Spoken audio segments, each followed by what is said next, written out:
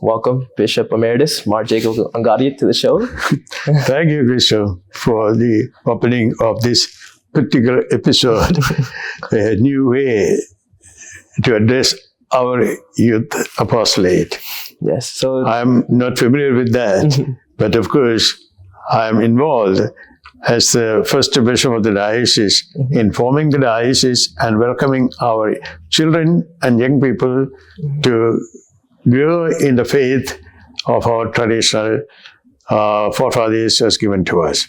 So I'm really pleased to be with you and to share whatever is expected of me. Yeah. Thank you. Yeah, thank you for saying yes and letting the kids hear your voice and answer our questions. So how has retirement been, Pidabe?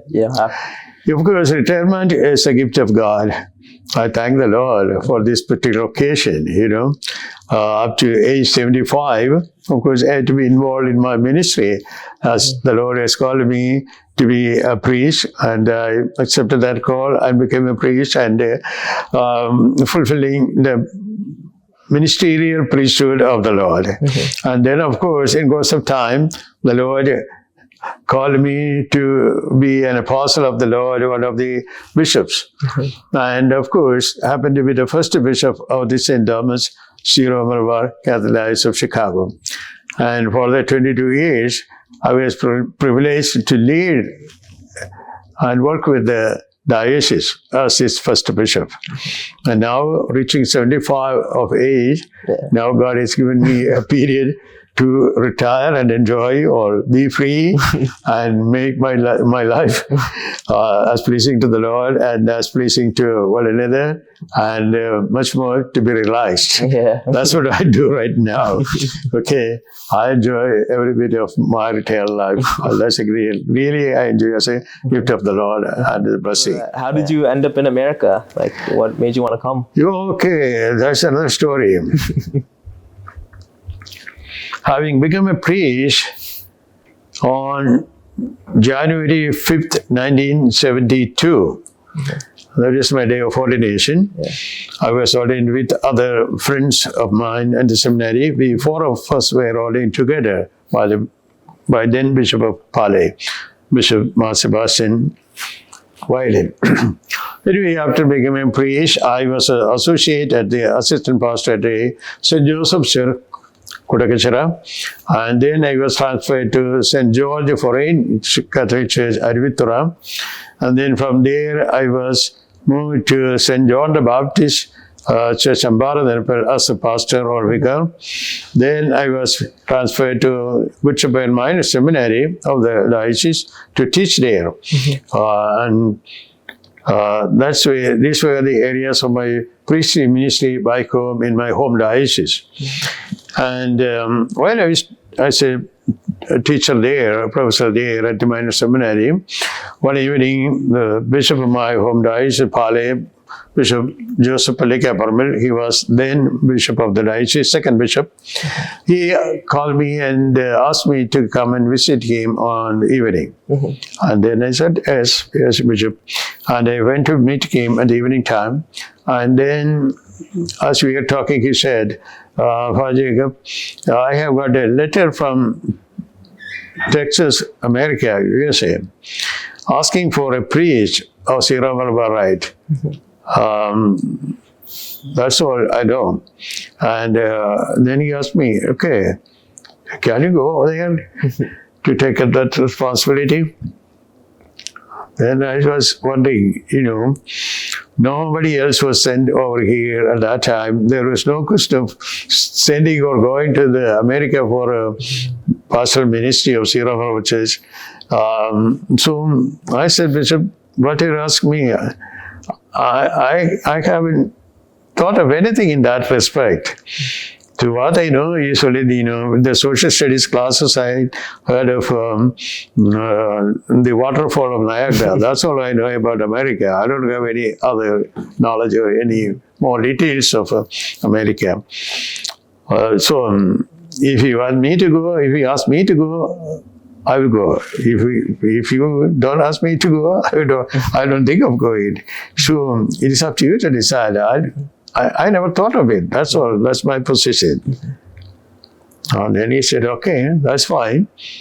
But anyway, instead of looking for somebody else, I thought it will be good for that. Anyway, you go and talk to Father Chancellor to start with the process, to start with the passport, apply for the passport. That was the first request from the bishop. And so then I said, okay, that's fine. Then I went and met with the Chancellor, whom I know very well. Father Joseph Kudinjali was a chancellor at that time. And I told him, this is what Bishop asked me. Okay, that's why you're lucky in that way. He encouraged me a lot in that way, pushed me, that's fine. Nobody has gone there. Nobody has taken the responsibility. I said, what am I going to do there? I asked him. No, I don't know what you are going to do there. Anyway, you go there. That's what he said. That's when I said, fine. And then, of course, he started with the paperwork of getting my passport ready. And then after getting the passport, then, of course, he had to send letters to Dallas, Texas, the Bishop of Dallas, to get the sponsoring letters for the visa process. So it took a while, almost 2 years' time it took for the visa for me to get out from here to come over here. So though the process started in 1982, I could come out here in 1984, March. Yeah, I reached in Texas, Dallas, Texas on 28th of March, 1984. So now this is the 40th year of my reaching of America. In 2024 now. So I came over in 1984, 40 years, oh God. Wow, time really flies, right? None of you were here on the earth. What was your priestly ministry like in America at that time? I assume there was not really anything established, so what did it look like? When I came to Dallas, of course, that is my first place of ministry. See, the arrangement was this. The people who approached the Bishop of Dallas asked for a priest of Syro-Malabar Church who is able to celebrate Syro-Malabar Kurbana. And then, of course, they didn't have any vision of all these kind of things or diocese or anything of that sort. They thought of having a priest for them to celebrate Mass in Syro-Malabar Rite in their local area with the people who were in Dallas area. And then the bishop was willing to honor their decision and their request. And then, of course, he told them, if you get a priest, of course, I can help you by helping the priest get settled in the diocese, Dallas, Latin diocese. And so they requested to have me appointed in one particular parish there. That is a large parish where so many of the Malayalis were living, or Syro people were living and sending their kids to the parish school. And then it was St. Pius X in Dallas area, East Dallas area. And it was a big parish, more than 3,500 families, and then almost 6 Holy Kurbana every Sunday. So it was fully packed, a big parish. And there were 4 priests working there, other priests, pastor, 2 associates, and 1 retired priest. And I am the additional one there, Anyway, Monsignor, he was the Monsignor also title, and he accommodated all of us, and it was a very nice parish. I enjoyed that, being with him at that time. And when I started, there was, as you know, the very word or the title of our church, Syro-Malabar, was never used there. In all the places at that time, wherever our people from Malayalam, from Kerala came over here, they formed their own small communities, more associations. Most of them were named as St. Thomas Catholic Association. Some of them were termed or qualified as Kerala Catholic Association, and so nothing Syro-Malabar was mentioned anywhere. And the association in Dallas was a Kerala Catholic community. So all the Syro-Malabar, Syro-Malabar, Latin, and Kranaya, all these 4 categories of people or communities people were there. And there were maybe some 30 or 35 or 40 families at that time, or in Dallas area. And so they assembled once in a while. Once in a while, a priest may visit one or the other family, and then they would ask him to say Holy Qurbana, or maybe make use of one of the house, or maybe a church available, then they would go to the church. So that was their form or mode of celebration of Holy Qurbana at that time. So they wanted to have a regular system. That's why they asked for a priest. Anyway, the bishop was willing to appoint me as an associate at the St. Vincent Parish, East Dallas, and the pastor, the bishop, the Monsignor, the pastor was willing to accept me over there. And the very second day, as I reached Dallas, I presented myself to the rectory and met with the Monsignor pastor and other priests, and they welcomed me and helped me to get settled at the rectory. So I got a room there, and everything was settled there. So I became a member of that parish community on the very second day of my arrival in America. And then, of course, this community was known as Kerala Catholic community. I had to get to know the people, and so it took a while, almost a year, almost. Once a month, we started the Holy Qurbana in one of the basement of one of the churches in downtown area, Holy Trinity Church.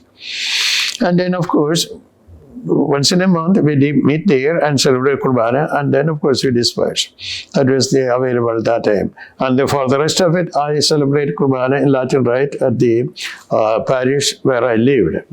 And I never had said Latin Qurbana back home in New Kerala. I started celebrating Latin Qurbana reaching up to Dallas area. So I didn't know how to celebrate. So I had to join with other priests to celebrate with them. And then English was a language.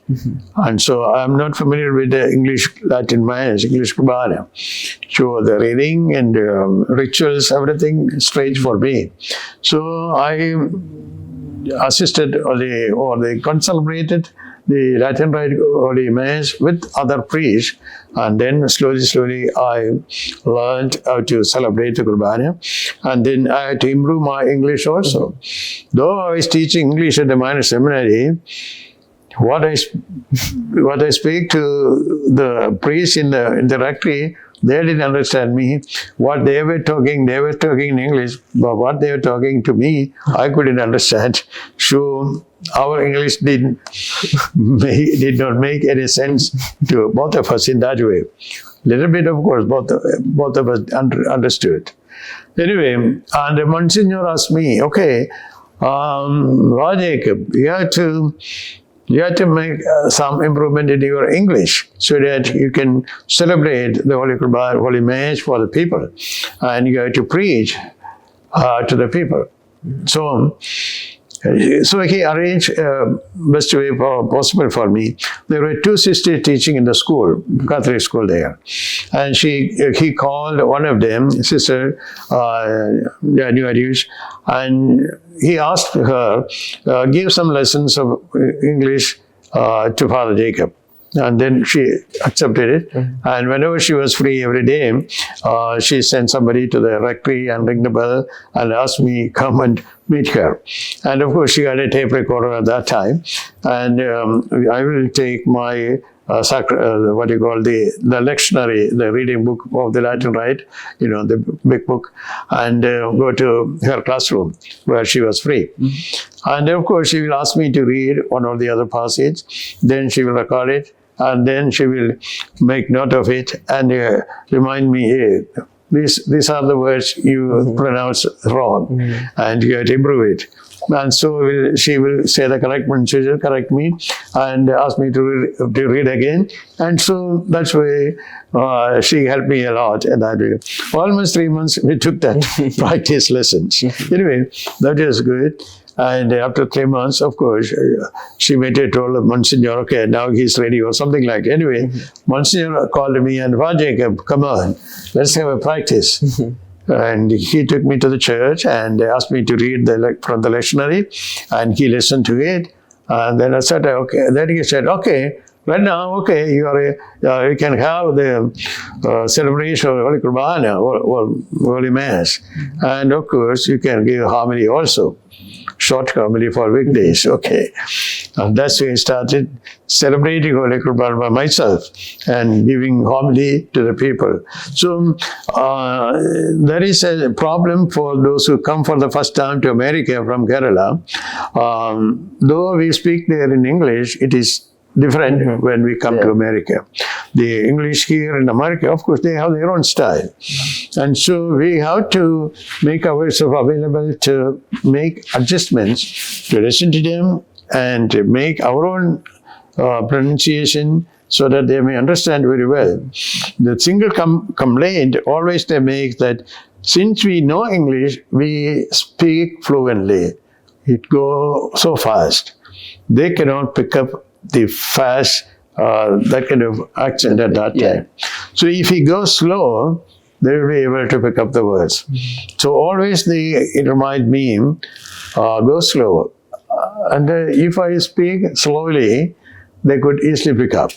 So my English is correct, but my speed make them non-understandable. That's the problem.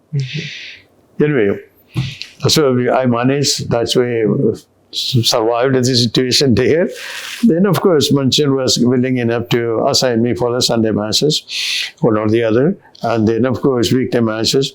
And weekday 3 Masses, Monday 6:30 in the morning, then 8 o'clock morning, then 7 o'clock in the evening.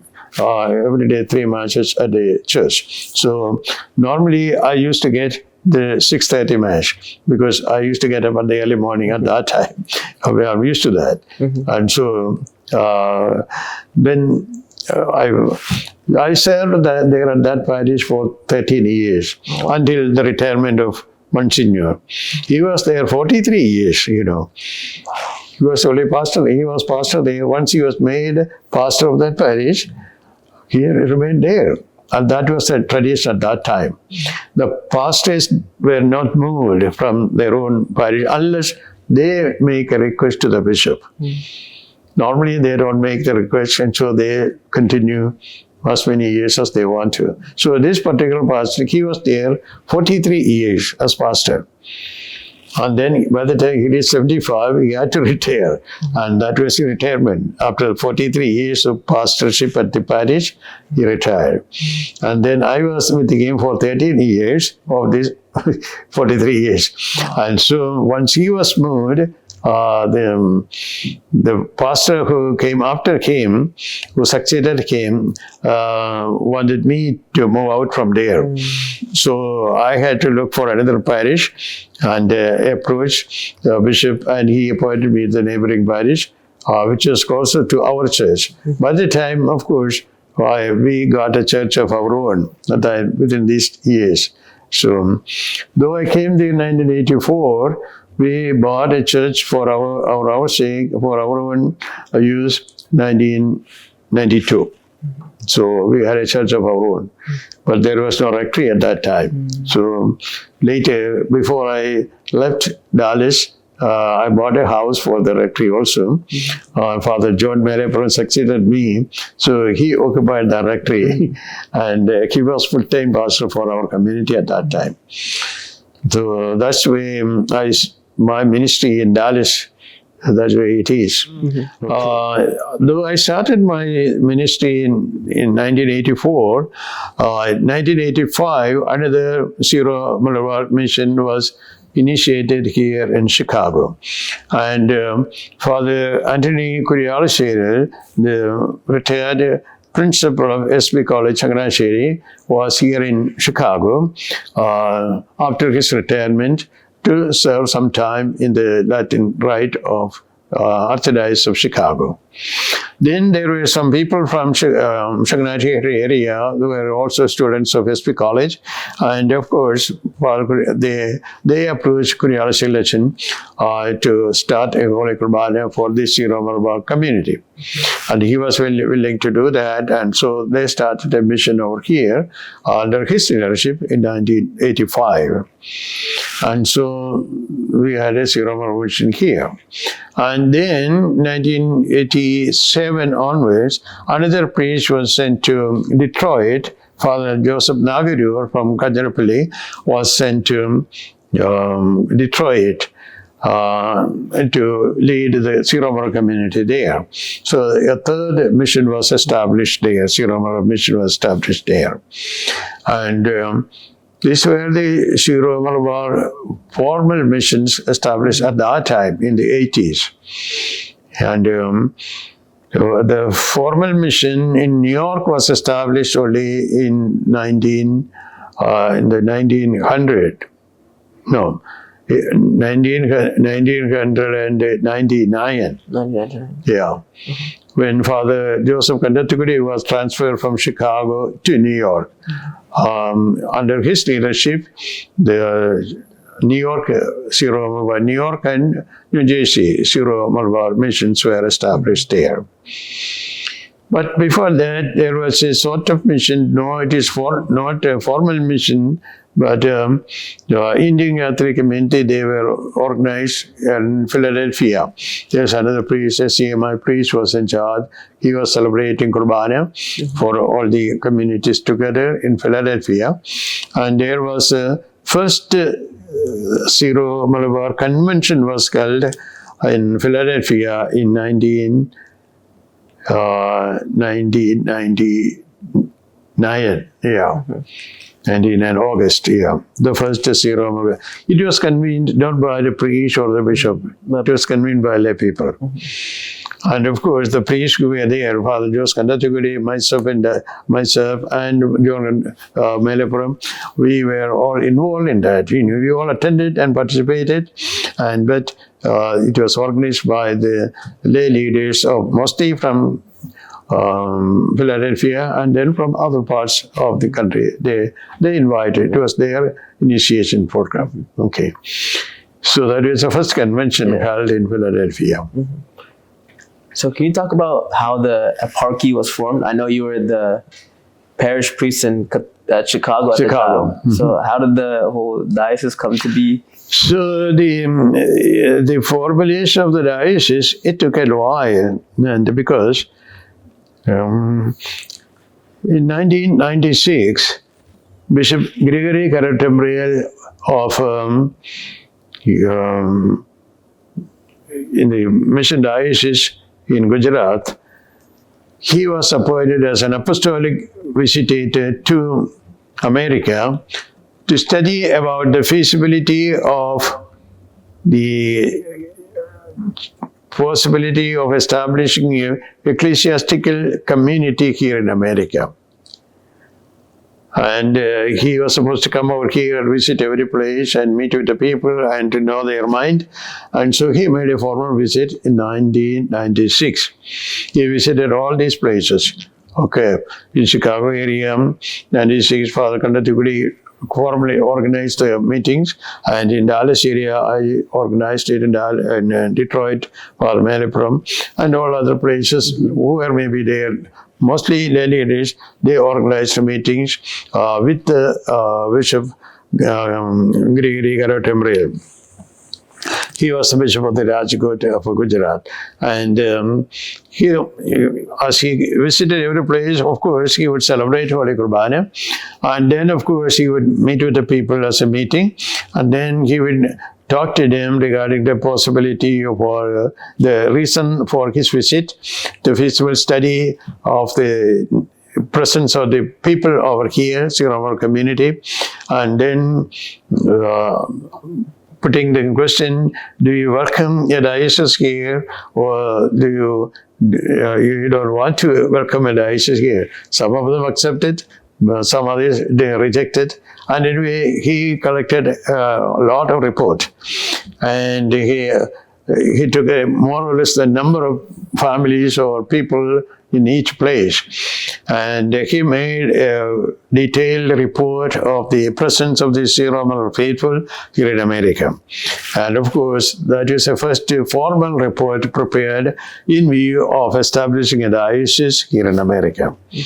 And I hope, I didn't see the report or anything of such. I hope he recommended to the Holy Father it will be a nice thing to establish a diocese here in America.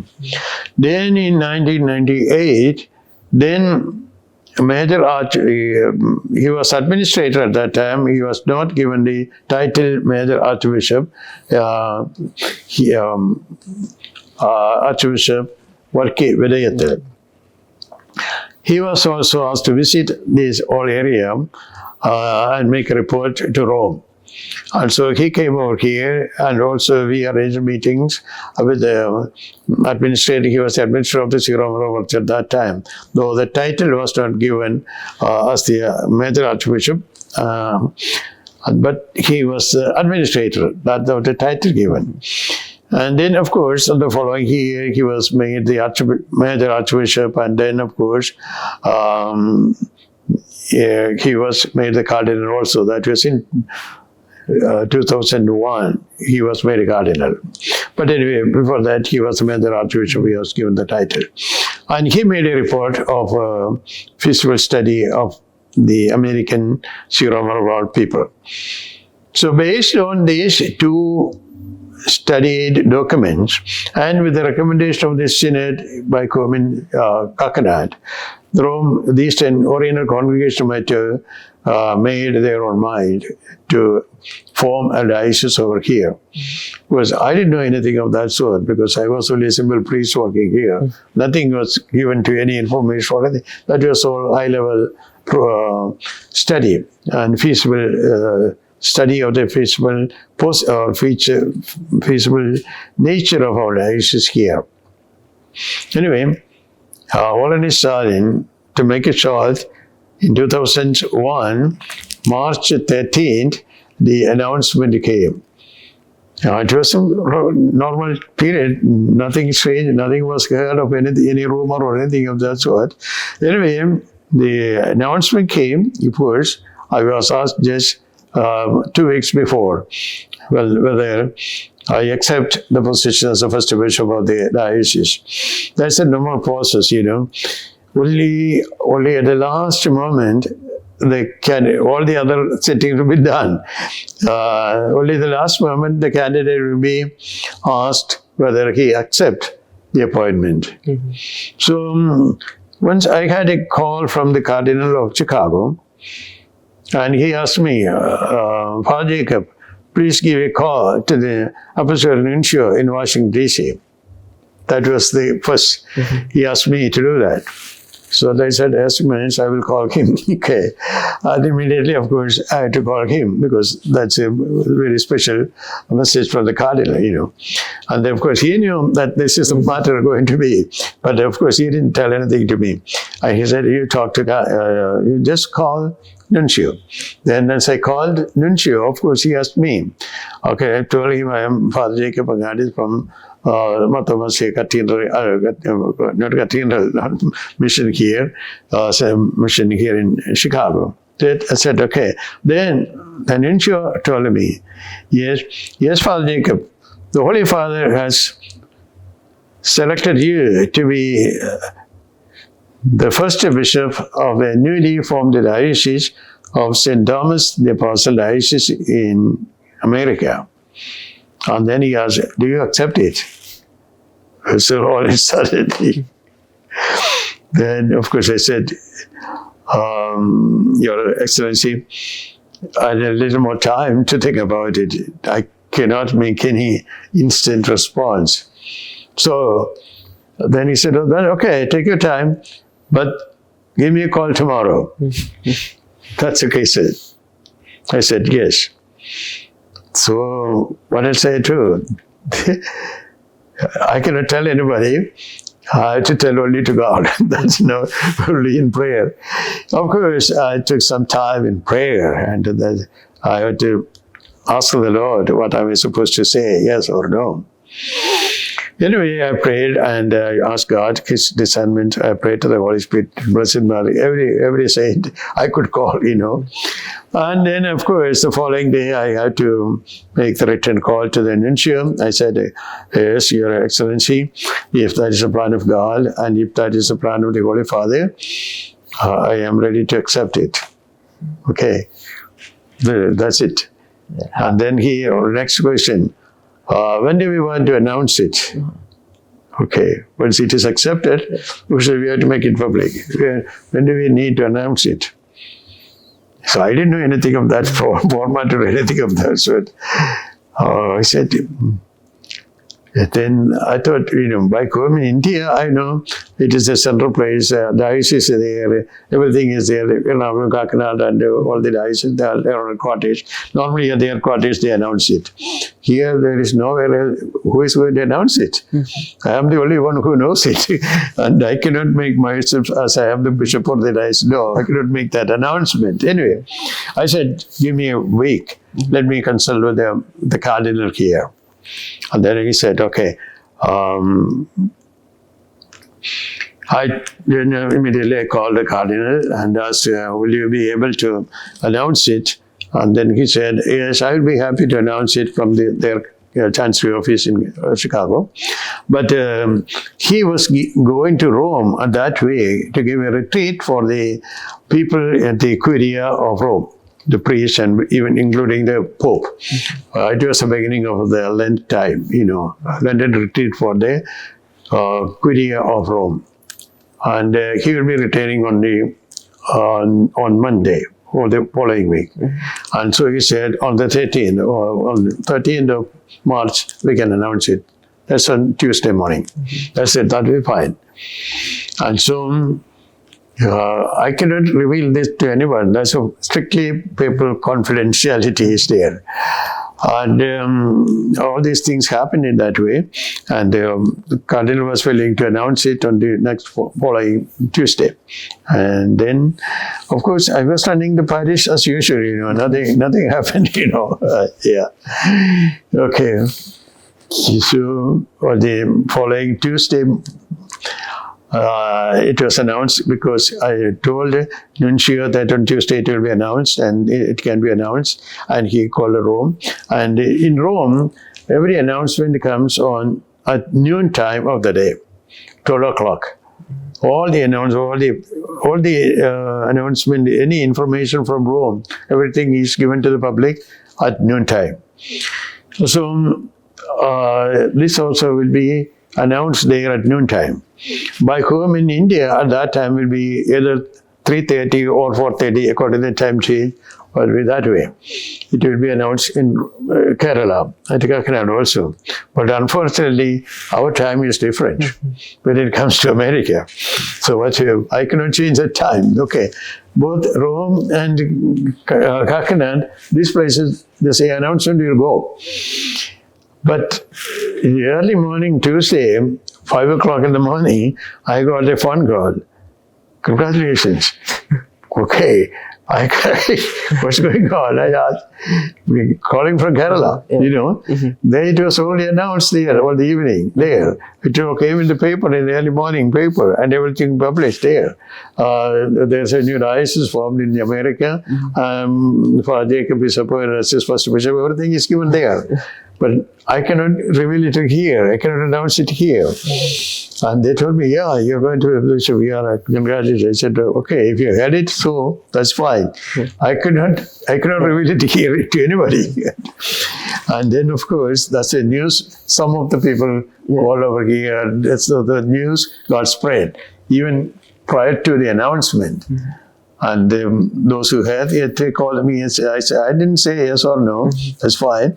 And I said, call him at 8 o'clock at the chapel there, and then went to the Chancery office of the Archdiocese, and there at 10 o'clock, of course, the Cardinal came there, and of course, we were all assembled in their media room. And since Cardinal was going to Rome, and then immediately this press conference is convened. So the media people had something strange in their mind. Cardinal is going to announce something else. They didn't know that this little thing is coming there. They were thinking about the Rome, some special things going to happen either to the Cardinal or something else to the Archdiocese or anything of that sort. Anyway, so the first question to the Cardinal from the press was this: Your Eminence, you have been in Rome for the whole week. So what good news do you bring to us? That was their question, these media people. He didn't say anything of that sort. He said, I am here and I don't have any special news about the church or anything of that. But here I am going to announce something very special for the whole church. And that's why we are convened, all of you, asked you to come this morning.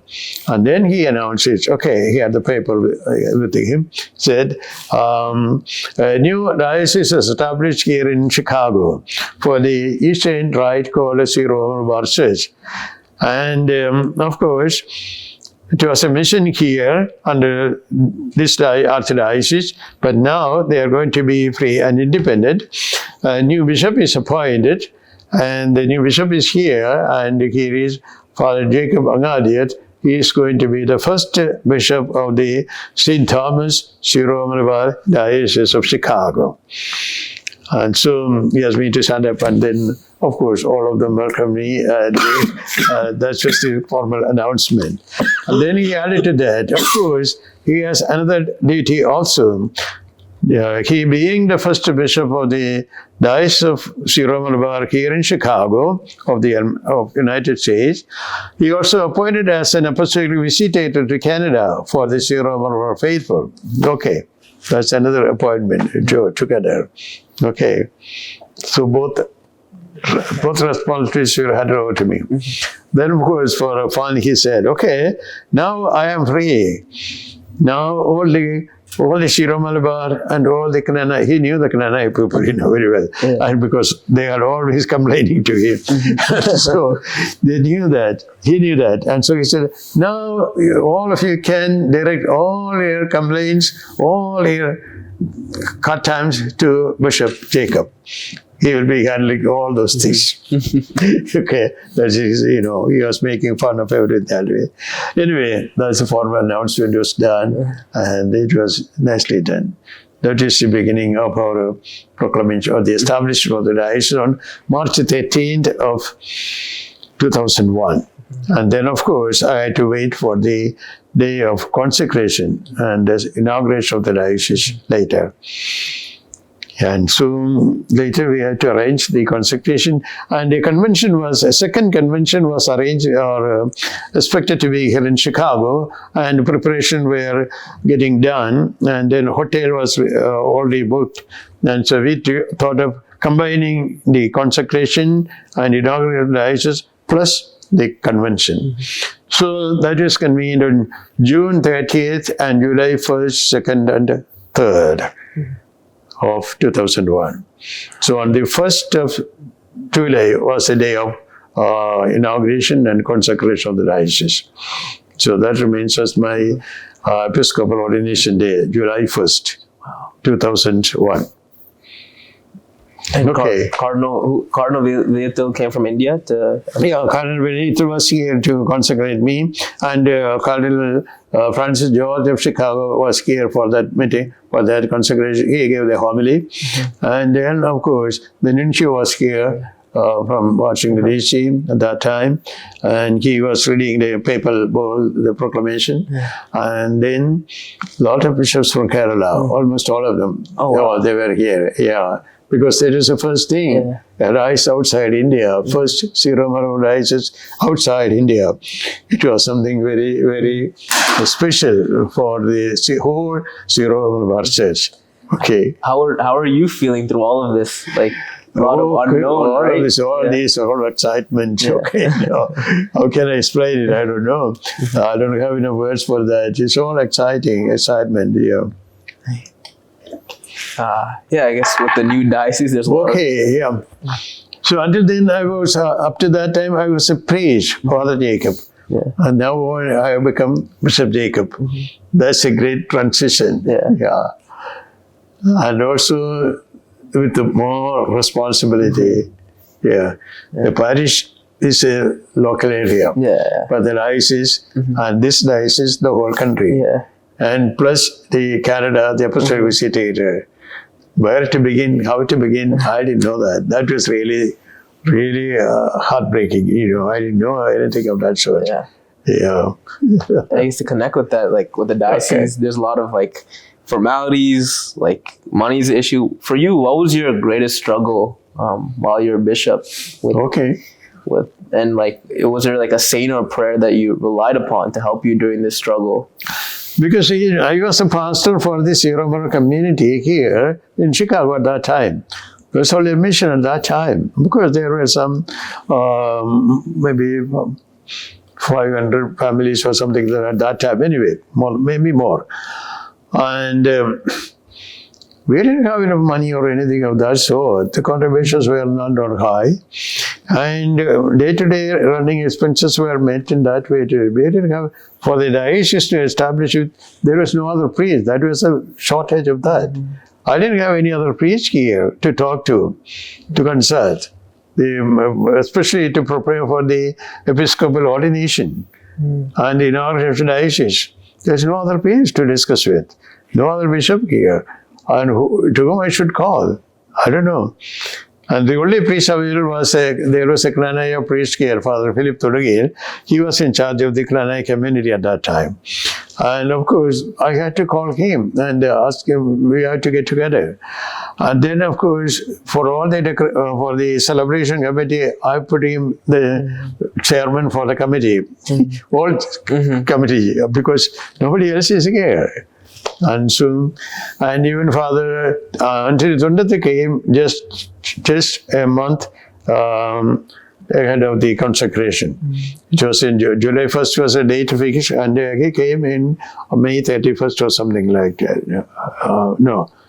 May 31st, July 1st, so just a month ahead, he reached here. And then Father Anthony Kurialaseri, the previous pastor of this mission, he was also invited. He came early to stay here and to meet with the people and get ready for that. So, but he was a very senior priest. He couldn't do anything. Just meet with the people and say hello to them. But Anthony was helping me in that way as a young priest. So we were. That's all the priest personnel available at that time.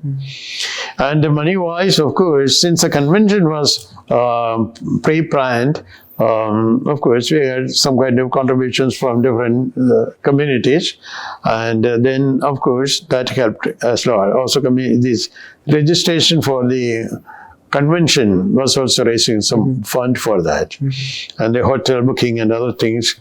Of course, everything was met from the convention fund. That is really a help in that way. And anyway, everything we managed. That was a beautiful celebration, I would say. Both the convention and the episcopal ordination and the inaugural function. Beautiful.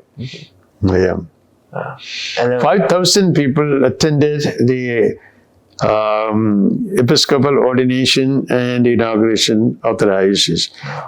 That's only exact number. They cannot call a single person addition to that. No, because it was a hotel arrangement.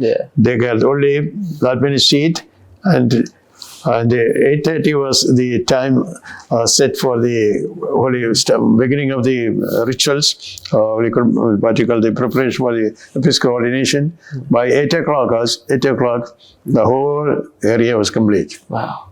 Complete. Everyone came on time. 5,000 people were all in and all occupied the seat. Nobody else. And we were ready for the procession. The priest and bishops and all the service. We were ready by 8 o'clock. At 8:15, just started the procession, and 8:30 everybody was on the stage, and it was a beautiful stage, and it was just like a church. It was just like a church. It was formed like that, made like that. So it was a very beautiful celebration. Yeah. What were your feelings consecrating your first church and just seeing the growth of a diocese from where it started through then? Of course, after having established the diocese, of course, the first church was a small church in California, Santa area or Orange County. Orange Diocese is there, Orange County is there, and then of course, the Father Jacob Angadiath, he was my one professor back home in the major seminary of Kottayam Vadavalu Seminary, and he was there serving in the Latin Rite Diocese, and also he was celebrating Holy Mass for the people over there. Not a big community, a small group, but he was very zealous priest, a mission-oriented priest. So he wanted to have a church for that community. Somehow he managed to get some fund for that, and he purchased a small church at Fullerton in Orange County, that area. And that is a church maybe holding some 50 people. That's all you can hold. It's called a church, 50 people means only this much, this much area. That was the first church I had to officiate it for dedicating for the Syro-Malabar Diocese. So I went over here anyway. Then Father Katagal was there, and Father Zacharias was at that time here. He came here on July 4th of 2001, 3 days after or 4 days after the ordination or the episcopal ordination. So he was with me, and so we went over there to make the church dedicated. And that was really exciting, first dedication of the church. And it's a small church, but of course our diocese is small in that way, though it covers the whole country, but small diocese, but of course it was very symbolically done. And then of course we celebrated Holy Kurbana, and Father Katagal was there, and he was serving Latin Rite Parish at that time and helping this community. And then of course later, of course, the church we got as our own was the church in New York. Father Jose Kandatigudi managed to get a church from the Archdiocese of New York, and that was a St. Valentine's Church. Now it is named after getting to us. We made it St. Thomas the Apostle, St. Thomas Church, and in Bronx. That's the church we use even now. Okay, but of course it is not purchased. It was given to us, but not of free gift. But of course we haven't paid anything in that way. It was sort of rented, but of course no agreement was done. But even now, that's a condition. We pay $1,000 to the Archdiocese every month. That's all. I didn't know. We haven't made any deal. No rental agreement. No, it is not a church given to us. No deal is done on that. So we are occupying it. And they know it is our church, and we know it is our church. We are using it. Wow. Anyway, that's the present situation even now. Anyway, I think that was the second church as it. Then, of course, different communities, we have to organize them, different places. I have to get established with the Curia Office Chancery and the Vicar General and the Procurator and Finance Officer and all kind of things. So the first appointments, I formed the Curia, as it is called, the administrative body. I requested Father George Marathiparambil.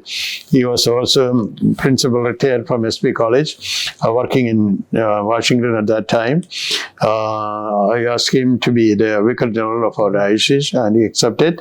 And then for the Klanai community, Father Abraham Muthalet, he was working in California, Los Angeles area as a hospital chaplain at that time, and I wanted him to be the Vicar General from the Krana community, and then Father Zacharias was with me already, and I appointed him as a chancellor and a secretary of the bishop. And then Father Anthony Dundathil was the vicar at the cathedral. I appointed him as the vicar of the cathedral parish. The church automatically became cathedral because the diocese is established. The parish became cathedral parish. And then I appointed him as the finance officer for the diocese. These are essential appointments we need. And these were the formal group formed as the first, the administrative body of our diocese. And we started that way. Yeah. And still we are staying at the rectory of a cathedral church. We didn't have any other space. And almost for a year, we almost stayed there. And then we bought a house in the Elmhurst area, another house, Elmhurst, small house. But it was very small, it was not good enough. And so the following year, we moved to another old convent building in Cicero, Illinois. And there we stayed for 4 years, I think, yeah. Okay, so that's the beginning of the diocese, in short. Yeah.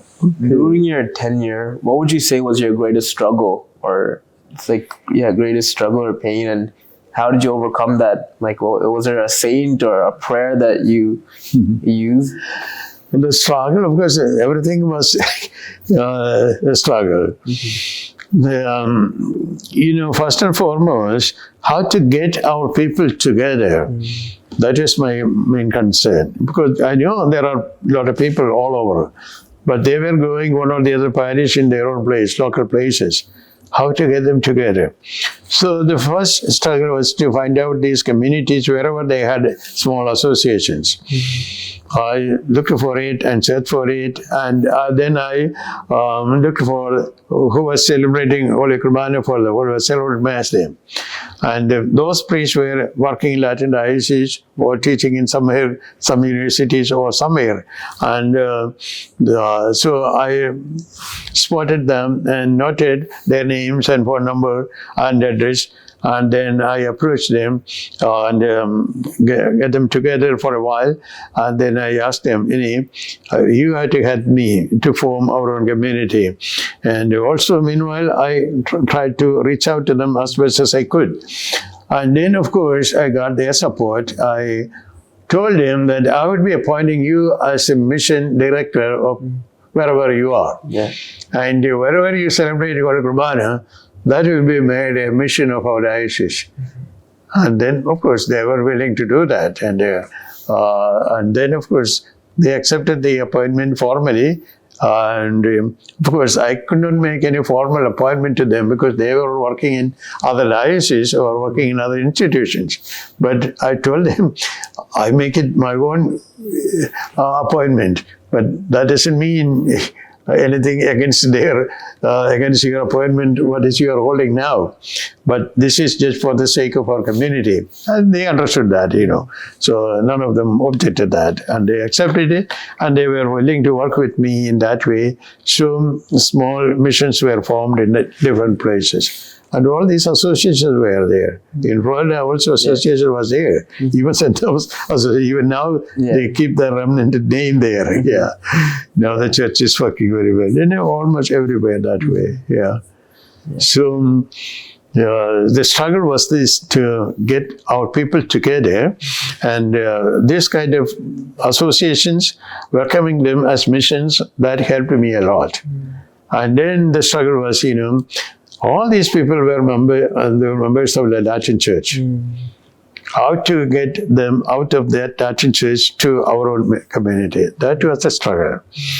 And because many of them were sending their kids to the Catholic school there, then how to accommodate that? That's a really struggle. It's hard. I told them, of course, you keep your membership in that parish so that you can send your kids with a less fee or there. Parishes have, need to pay the whole thing. They have a concession there. Otherwise, outsiders have to pay more. And so they have to maintain that, keep membership over there. But at the same time, I told them, you have to take a membership in our Syro-Malabar community, wherever you are. And then, of course, you cannot ignore this community. You have to pay something. Whatever you like.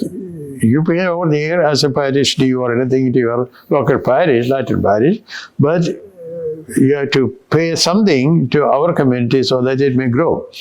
And then, of course, really, of course, they accepted that way. Most of them did that way. They paid part of their Latin parish and then part of to our own community. And slowly we asked them to be attending Sunday Mass over here and then send their kids. We started CCD program classes there and get the kids to our parishes. And slowly, as the kids come, of course, parents also come. And that's where we started forming our communities. And then we started with the First Holy Communion, sacramental life, and solemnly our own parishes. And I used to go for there. 3 or 4 kids will be there. And I would go there because we didn't have many places that I had to go. And then I went over there and we solemnly conducted Holy Qurbana and then Holy Communion, pictures and photos and things like that. So it was attractive for the family, And so that's where slowly we came up. And that's where it is.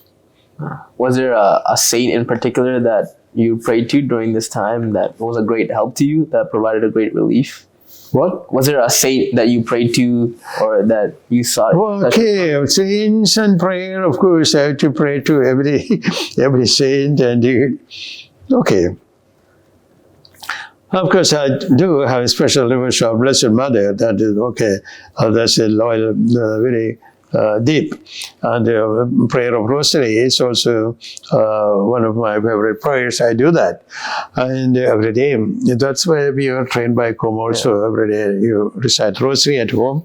And then, of course, special devotion to Blessed Mother, Solidarity or Legion of Mary, the office of the Legions, a small office book, prayer book, that's where.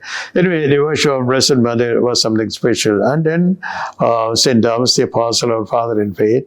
Of course, I used to pray to him and ask his help. Even now, I pray every day.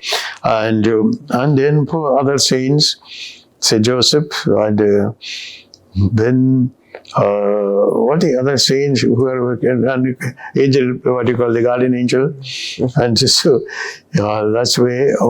And all the other saints also. Saint Alphonsa was one of the favorite. Yeah. Then at that time she was not Saint Alphonsa, Blessed Alphonsa. Even before that, she was only Sister Alphonsa. And so, even as a Sister Alphonsa, I had some kind of special devotion to her because in my home, in the early years, as I grew up, I don't know, somehow my mother got a small picture of St. Alphonsa. And somehow she put it over there where we put the other Sacred Heart and the Holy Family picture. She put this, and that only, she was only known as Sister Alphonsa, nothing else. And then she put that, and I used to see that Alphonsa there, and so somehow a devotion to her also was enkindled in my heart. And same. Now, of course, whenever I go to India for the Senate meeting, I always make a point to visit Faranganam and to say one Holy Qurbana at her tomb over there. Even now, I always maintain that. Devotion to St. Alphonse is still deep. Anyway, now, of course, she has become blessed and then later become saint. Now she's all over. Okay. Yeah. And I guess like the fulfillment of all your hard work was when you probably were able to ordain your first priest for the diocese, Father Kevin. How was that feeling for you, to finally? Oh yeah, it was a great feeling, It is like, if I can compare in any way, it is just like the firstborn child of a couple, you know. When a couple gets a firstborn child, well, they will be wrongly excited. We all know that. And so also for me, to have Father Kevin ordained for the first time, you know, the first priest of the diocese, I was really in tears in a way. And so I was so overjoyed in that. It was really a blessing.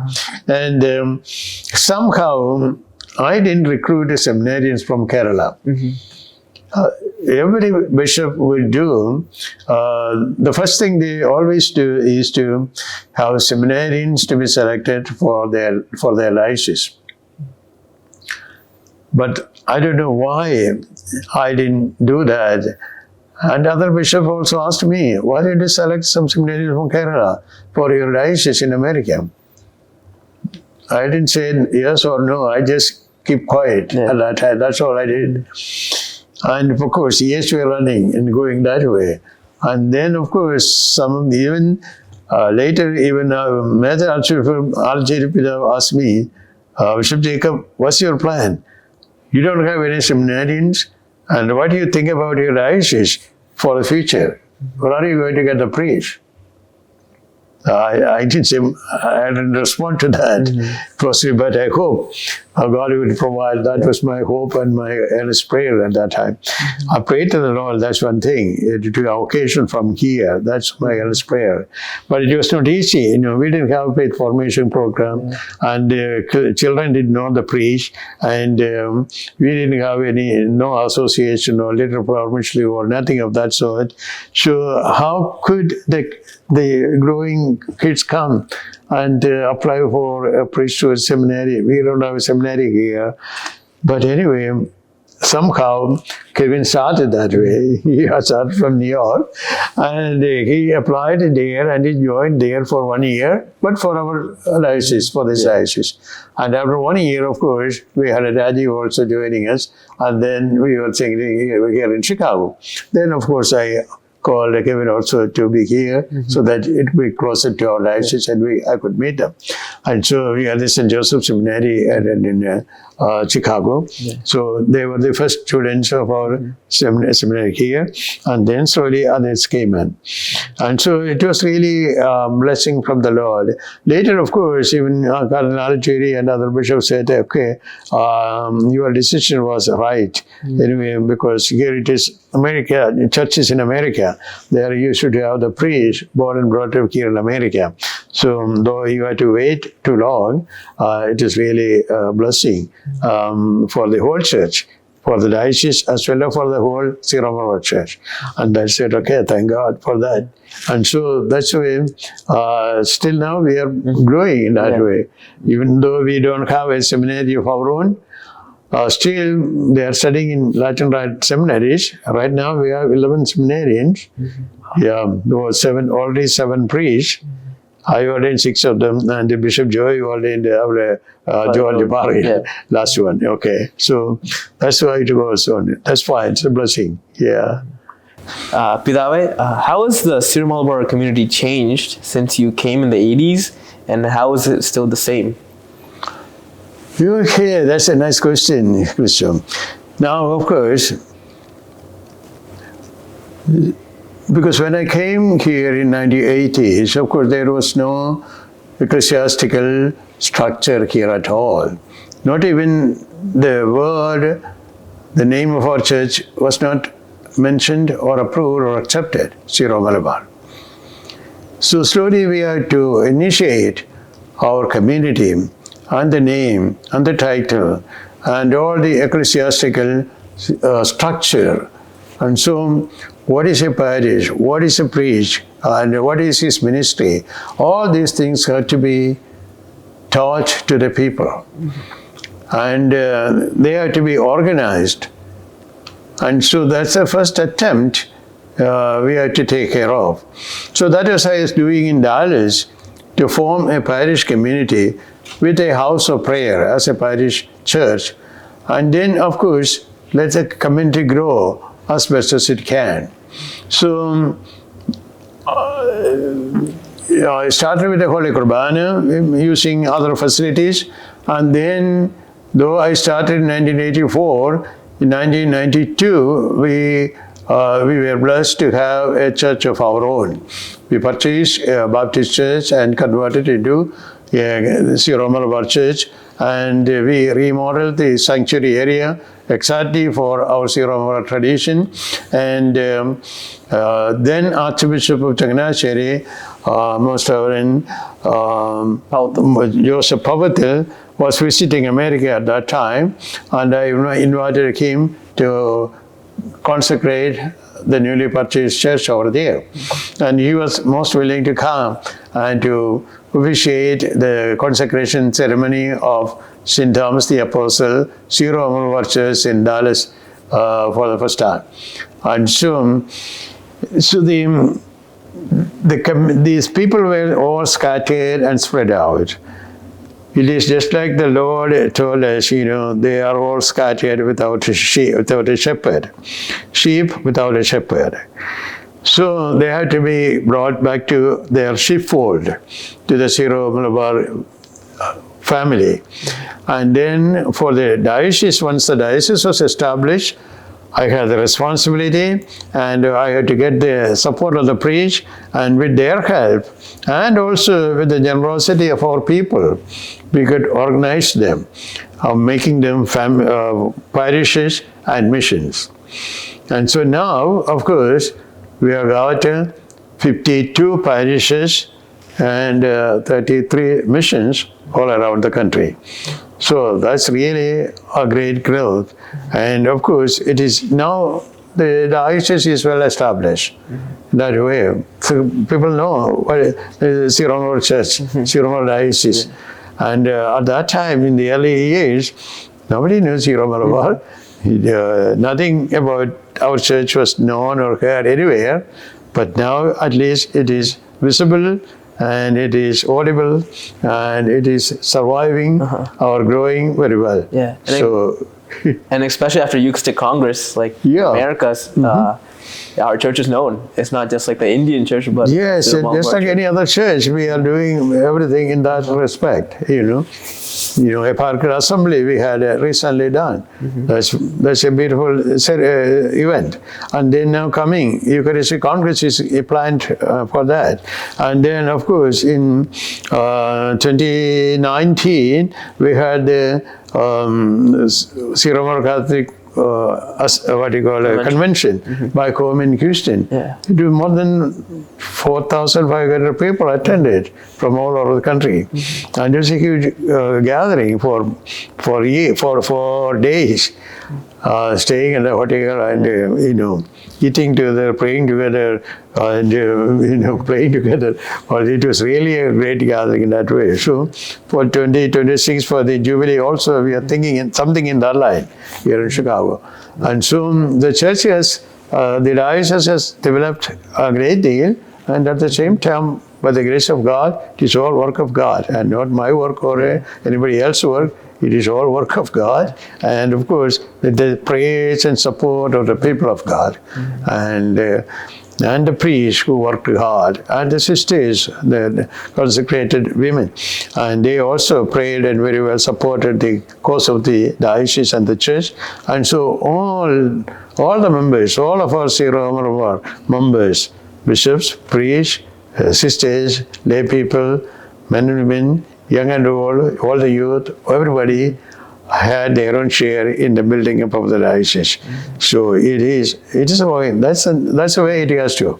So that's the way it is. Yeah. So that's wonderful in that way. Okay. Yeah. How do we implement Catholic social teaching while maintaining the richness of our tradition?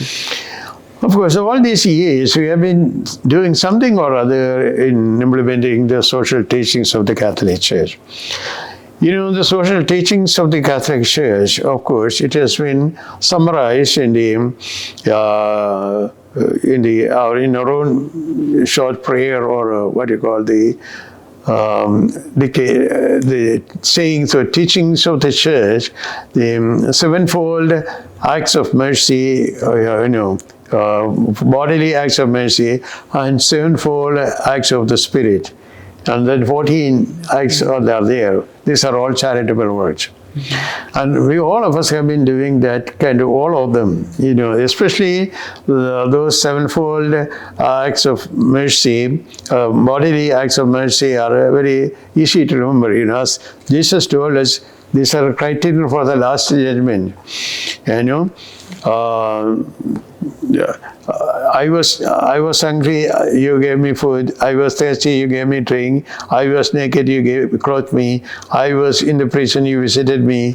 Then, all those sevenfold things are mentioned there.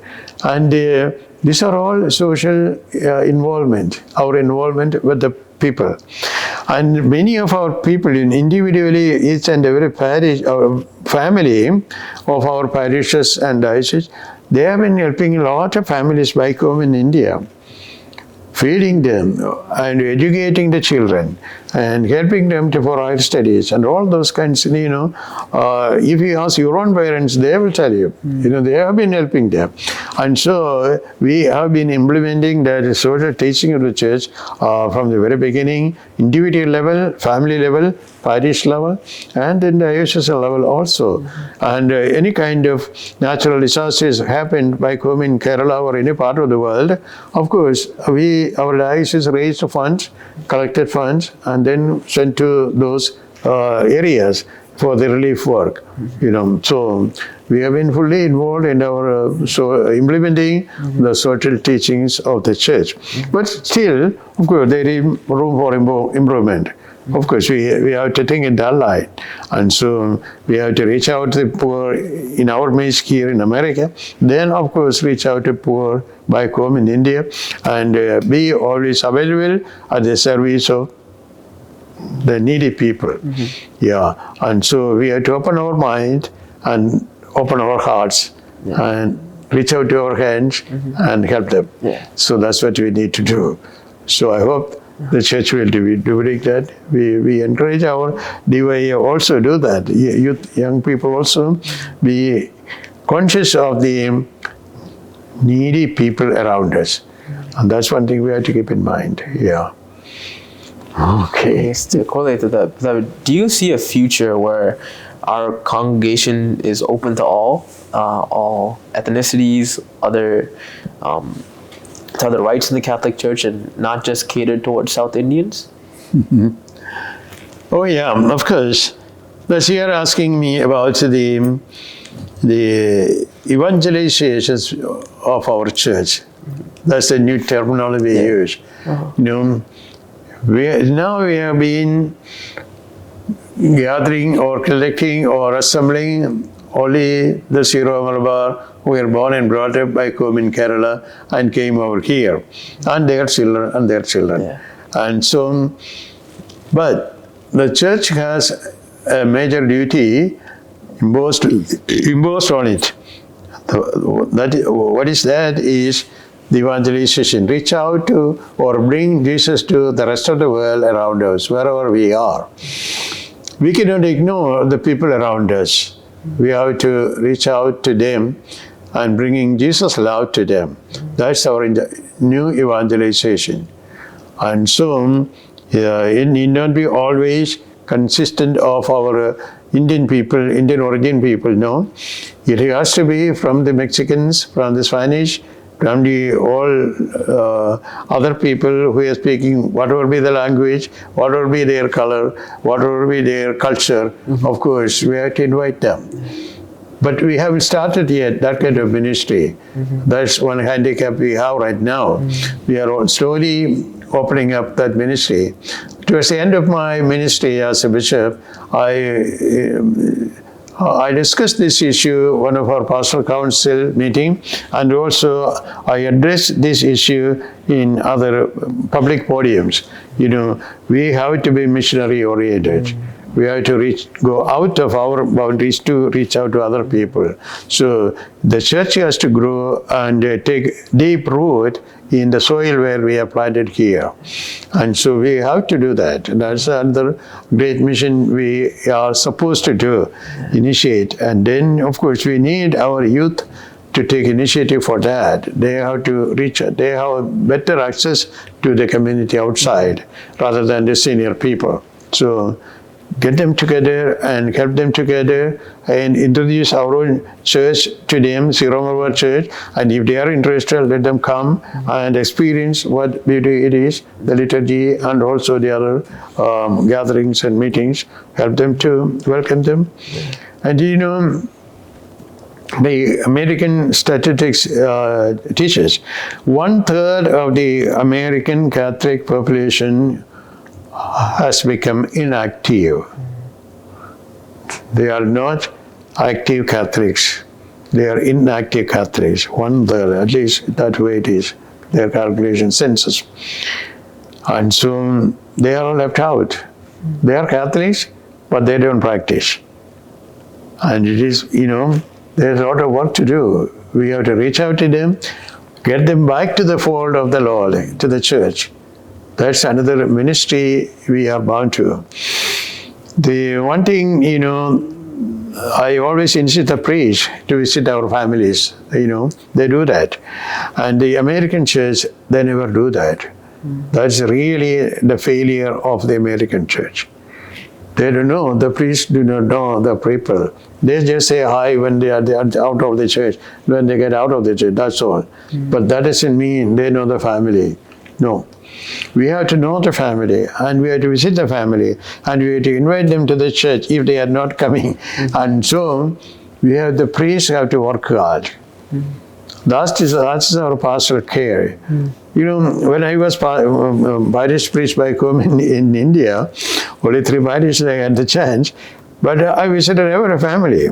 Even Arutara Church, that's a foreign church, more than 650 families at that time there were. I visited all of them. And I bless them, and so I know wherever they are. Okay, when they say their name, family name, I know where they are. And also I visited Kodakachara Parish, not once, only I was there only 1 year and a half. But at least 2-3 times I visited almost all of them, because there was some need of that, you know. So they knew me and I know them. So that's the only way to get our people back to our church. And then, of course, official visit, you know, if somebody is sick or if somebody, of course, death, of course, we have to visit the family. And so that's where different ways of taking. So the pastoral ministry is important, so we have to make our own community to grow in that way. Okay, so it is not limited to the South Indian people, no, not to Kerala people, no. It is for the whole people, everywhere. If we are planted here, we have to reach out to people around us here, all people of different cultures, different languages. Of course, that's make our church beautiful. Yeah, and this really correlates with what Maratato said in his first interview. The Syro-Malabar Church is not a Malayali church. It is not a Malayali church. No, it is not a Malayali church. And in Malayalam, of course, we used to, but of course now English is becoming dominant, you know. So it is not English church also. It is Syro-Malabar Church. That's the name of the church is Syro-Malabar Church. Not the Malayalam church, not English church, but Syro-Malabar Church. That's our identity. We have to make it clear that way. It is not based on language. Because once we started, of course, with Malayalam, because only the senior group were there. They knew only Malayalam.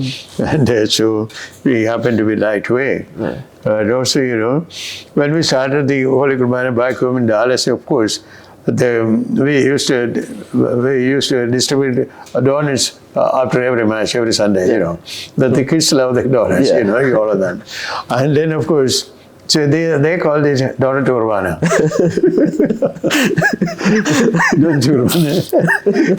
So that's the way kids make it different from other Kurbana. So once you go for there, we get a donut. Yeah, that's why we cannot blame them, because they always, that's something they get from the church, because they are children. They don't know the rest of it. That's why. Of course, that's why it is. So our identity is Syro-Malabar Church, Syro-Malabar Kurbana, not English Kurbana, not Malayalam Kurbana. That's the way we have to make that distinction, you know, once we are able enough, old enough to understand the difference. Otherwise, that's okay. I guess okay, so we have to, our missionary thrust has to be emphasized. Evangelization. Okay. And the final question that I have is, you know, after 21 years of hard work. You shepherd our diocese. You helped to grow exponentially. Our communities have went from first generation Americans to third generation. What advice do you have to the next generation or the younger generation in our diocese? Yes, that's a real concern I have. I have told wherever I went to meet with the people to organize our communities, of course they were in their 40s and I was also in my 50s or something like that. And so I told them, of course we are all in our 40s and 50s and things like that. So we have to form our own church. So because we need not think about the other rest of them, leave them there. And of course, at least for us, we are not all going to die immediately, but at least we will survive to 75 or 80 or something like that. So we need some church of our own for at least for 30 years or 35 years, 40 years. Yeah. And think in that line first. Then, of course, think of the next generation, your own children. They are coming up and growing. And of course, once they come up with us and attending our own Holy Kurbana and attending our own faith formation program, do you think that they will leave us alone and they go to outside? I hope they will stay with us.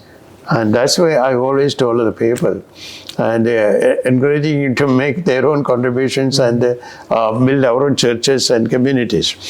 But now I see those children who had been at our own churches for 12th grade faith formation program, and they go to the college and complete their education and get job, and some of them get married, and then, of course, slowly they are drifting away from our community. That's what I noticed. Slowly they are getting drifted away from our community. They don't come for the Syro-Malabar Kurbana. They don't come to attend our Syro-Malabar programs. And when we invite them, they make some kind of wishy-washy excuses. And somehow they don't give a proper answer for that. Because they have been brought up here in our church. And for Bishop Joy and myself, we have blessed many of their marriages. Once they get blessed, we don't see them anymore there. They are all out there, I don't know where they are. And that's a really struggle. That's a really struggle I face or I feel it right now. They are getting away or drifting away from our own faithful or our parishes or communities. They have to come back to our own church. They have to get them back somehow. How it is to be done, I don't have an easy word or easy technique for that, but we have to do something in that respect. Okay? And the future of our diocese and of our church depends upon the incoming generation, not the senior group, nor the old people. No, they are there, always they will be there. But this young generation, unless they take up the responsibility, they take membership and they have to contribute. Those who are working and making money, they have to contribute to the church and build up the community. They have to get involved. They have to get other people who are getting away from the church or moving away from the church, get them back. This is our church. Unless we get there, nobody is going to come there. So once we get started with our own people, then we reach out to other people.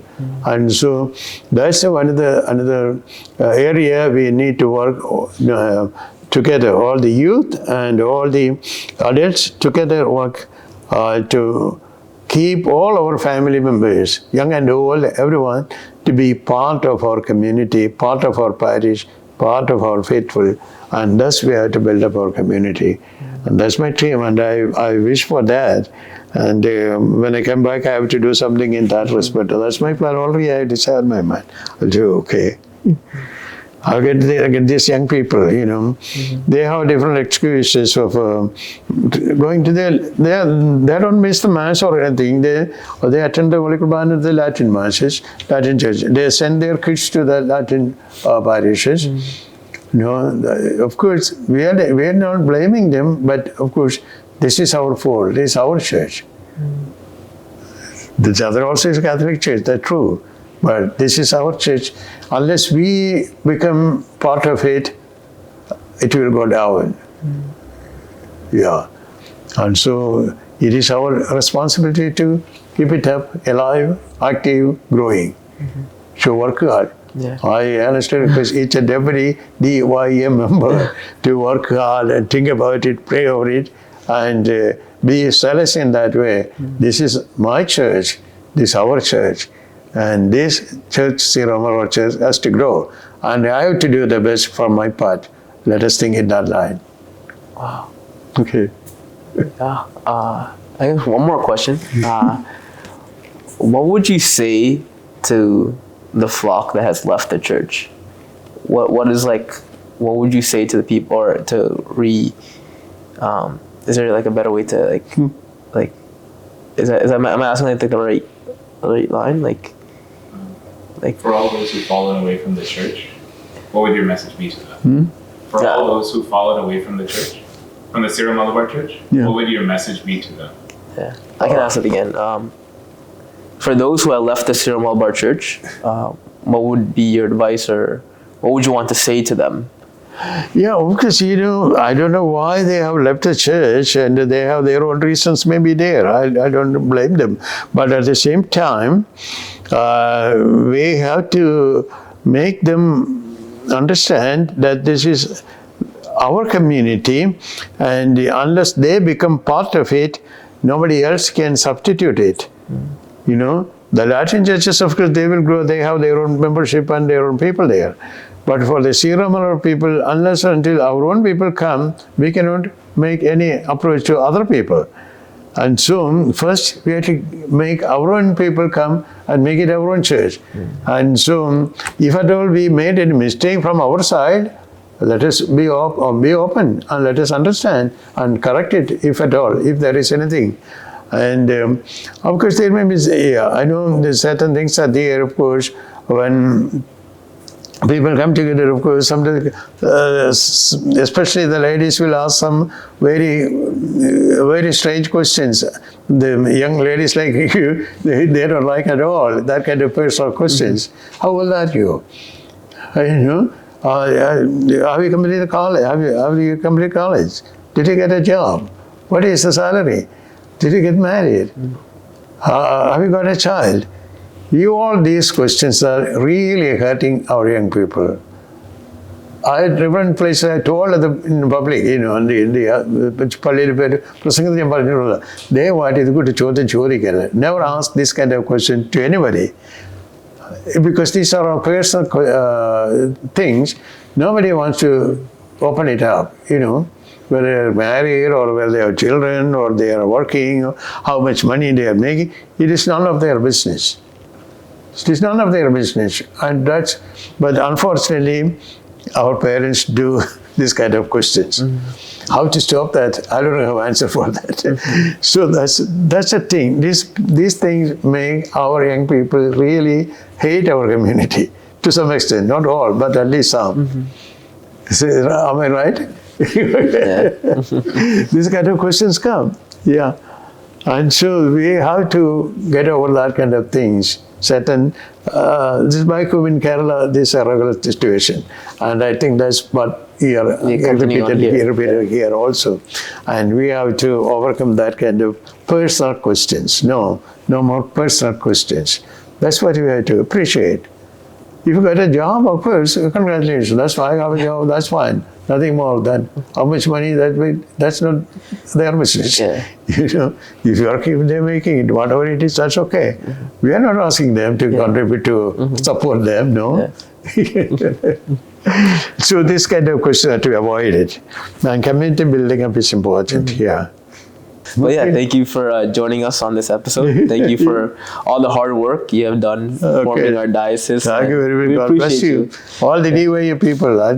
Of course, it is all sort of chatting or talking in impromptu way, not in a formal way of presentation. No. But I don't know whether it is helpful to you. Is what you expected or anything of that sort. Well, I think especially the part where you talked about the Syro-Malabar Church is open to all. That was very powerful for that, man. Like I don't know what it was like. I was speechless. I was like, whoa. It is open to all. Whole church. Thank you for that, man. Wow. Very good. Thank you. So.